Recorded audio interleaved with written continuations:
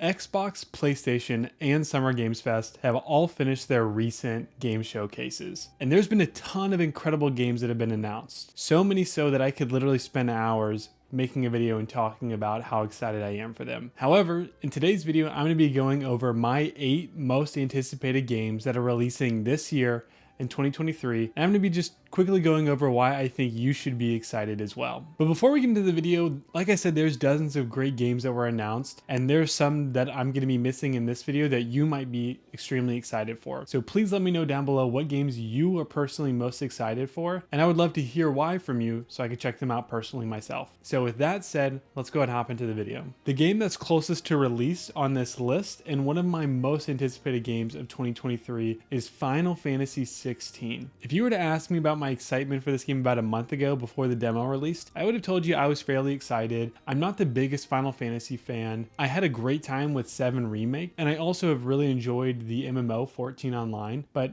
Final Fantasy 15 wasn't really my favorite, and so I had some hesitations coming into 16, but I recently played the demo. I'm not even joking, it's the best demo I've ever played in my life. The cliffhanger that the demo ends on literally sold the game for me. I cannot wait to play this. The level of production and quality in this game is on another level. The graphics look incredible. Combat feels really fun and engaging. That was something that I didn't love about 15, and so it was a worry I had coming into 16, but just the bit that I played with the demo really gripped me. And then the music and the voice acting performances that I've only just seen within the demo have blown me away. The story has already gripped me. It's very Game of Thrones-esque, but I don't care. It's a good story. I'm engaged, and I cannot wait to play this game, which is coming out this Thursday. So put that one in your calendars. It's not one you're going to want to miss. And speaking of demos I recently played, another game that I can't wait to play is Lies of P, which is an extremely weird game, but it's weird in all the right ways. Now, anytime I hear about a Souls-like game that's not created by From Software, I always have like a apprehension that it's going to be pretty mediocre, because for the most part, Souls-like games that aren't from FromSoft are pretty poor imitators. But Lies of P,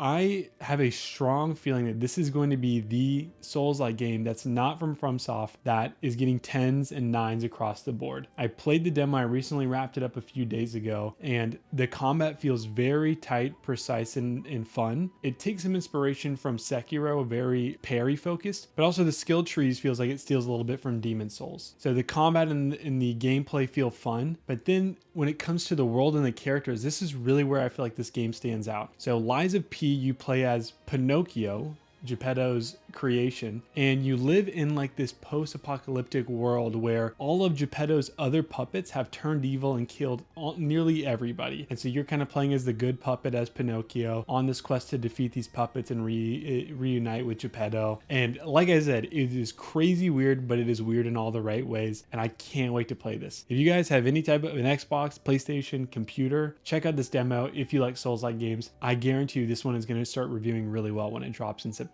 Speaking of Souls-likes, the next game on my list is Armored Core 6, which comes out in August. I have never played an Armored Core game, but I've always been a fan of mechs. I like the Gundam series, and I just think they're a cool concept. What specifically sticks out to me about Armored Core 6 is how fast-paced and yet challenging the combat looks. I don't think this is going to be Elden Ring in a mech suit type of game. From the videos I've seen and the commentary I've heard from fans, this seems like an Armored Core game to its core, pun intended, but that excites me.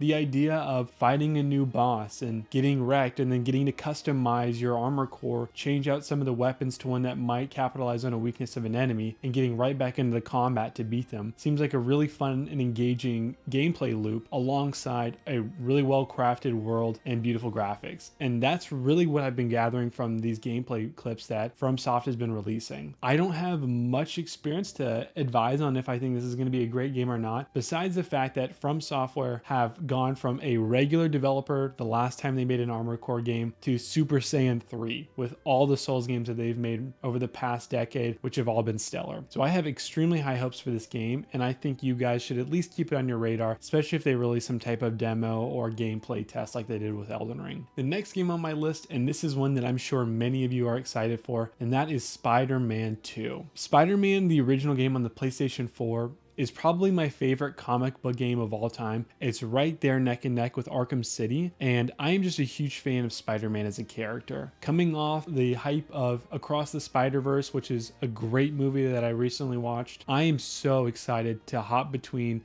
Miles and Peter in this new adventure, which is going to face one of my favorite villains in comic books in Venom. I'm so excited to see how Insomniac has improved from the original Spider-Man game as well as Miles Morales, and see where they can take this series now with the greater capabilities that the PlayStation 5 is going to offer. Everything I've seen of this game has got me excited, and I really am just excited to get my hands on it, play it, and to dive into the incredible world of New York that Insomniac has crafted playing as Spider-Man. Next game on my list is one that I had nowhere near my radar before the Summer Games Fest, and that's actually Alan Wake 2. So Remedy is a developer that has recently become one that I'm a big fan of, specifically after finishing Control. What excites me about Alan Wake 2 is it seems to have a lot of that gameplay DNA from Control, but in a really eerie and creepy and mysterious world within that Alan Wake universe. I don't have much to go off on this game as I didn't play the first one, but the gameplay footage and some of the story bits that the team at Remedy has shared with us, specifically from that Summer Games trailer, have really got me excited. It seems like there's a little bit of Resident Evil DNA within there, but more of like a mystery thriller, and I am really excited to play this. My only hesitation is that it's coming out literally 3 days before Spider-Man 2, I believe, and so that is just some tough competition for Alan Wake 2, but I'm really hoping that if I can find some free time before the end of the year, I'll get my chance to play it and beat it and experience Remedy's next game. After that, we have an indie game that comes out next month that I think a lot of people are sleeping on, and they're doing themselves a great disservice, and that's a game called Viewfinder. I saw a trailer for this from Summer Games Fest and a demo recently released, and my biggest advice I can give for those of you who are watching this video right now and have not heard of this game is to just go download the demo. I think it's just on PlayStation 5. It might be accessible in other systems, but if you have a PlayStation 5, please check out this demo. It's a quick 20-30 minute demo. It's one of those gameplay experiences that videos do not do it justice. As I was playing it, I was grinning like an idiot, and it was one of those situations where when they introduce the gameplay mechanics and you do it for the first time, you sit there for a second and you're like, there's no way that's actually happening. And as you continue to explore the demo and the world, the gameplay mechanics just continued to blow my mind. So much so that I had to call my wife into the room and tell her to look at what I was looking at because it was that crazy. It feels like one of those quieter, more narrative driven games, similar to like a Gone Home or a Stanley Parable if you've played either of those games. Again, my biggest advice I can give for this game is check out the demo. It's free and it's really going to blow your mind, I promise. So game number 7 on this list is going to be the Cyberpunk 2077 DLC or expansion, Phantom Liberty. I had a really good time with the original Cyberpunk game. Were there a ton of unfulfilled promises? Of course. The game was a failure in a lot of aspects. From my experience, from a narrative perspective and just a world building perspective, I loved what CD Projekt were able to accomplish. And everything that I've heard about Phantom Liberty is that they are reworking a lot of the systems, like the armor and weapon system. They're completely revamping some of the enemy AI systems, specifically the police system, and they're introducing an entire new section of the map with a new story that's going to fit nicely towards the end of where the original story ended. That has completely got me sold. I loved what we saw from Johnny Silverhand or Keanu Reeves. I really love Idris Elba as an actor, and I have high hopes for what he's going to deliver within this game, and I'm just excited to hop back into this world. For those of you who have played some of CD Projekt Red's expansions, specifically with the Witcher 3 expansions like Blood and Wine, you know that these are mini games. They're not your traditional DLCs like you think of. So I really feel like this expansion is going to shed some new light onto Cyberpunk 2077 and help to revamp its image to the great game that CD Projekt were initially expecting it to be at its release. The final game on my list, and the one that I'm without a doubt most excited for, is Starfield. I had some serious hesitations for this game going into the Xbox showcase that we just saw a few weeks ago. I almost feel like an idiot for those hesitations because I was so blown away by that Bethesda Direct and the 45-minute showcase that we saw with Starfield.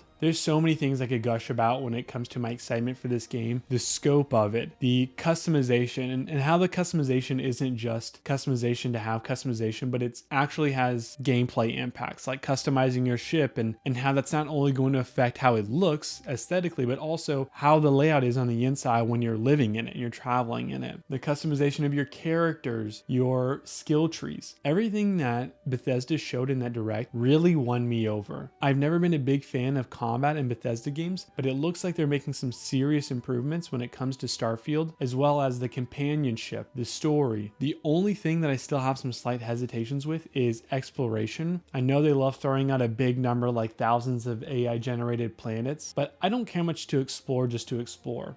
I want some rewards with my exploration, and if Bethesda can nail that, I think Starfield has very strong potential to be Game of the Year, even with Zelda being as incredible as it is. With that being said, I am so pumped for Starfield, and I think that this is going to be a huge win that Xbox desperately needs. So those are the games that I am most excited for and anticipating the most that are coming out in the rest of 2023. This year has really been a marvel for gamers. To think about some of the games that we've already had so far: Octopath 2, Jedi Survivor, Street Fighter 6, Diablo 4, Tears of the Kingdom. This has been an incredible year so far that if we were to end the year right now, the game selection we had this year could probably beat out some of the selections we've had over the past few years. And we still have the second half of the year to go. Every game that I listed comes out this year. The selection that gamers have in 2023 is just incredible. We are really feasting, and I can't wait to play some of these games. So with that being said, I only listed 8 games. There's been dozens of games that have been announced for 2023. So please let me know down below, what are some games that you guys are anticipating and can't wait to play? I'll take all the suggestions I can get because I'm having a great time gaming in 2023, and I hope you guys are as well. So with that being said, thank you guys for watching. Make sure to like and subscribe for more content similar to this, and I'll catch you guys on the next side quest.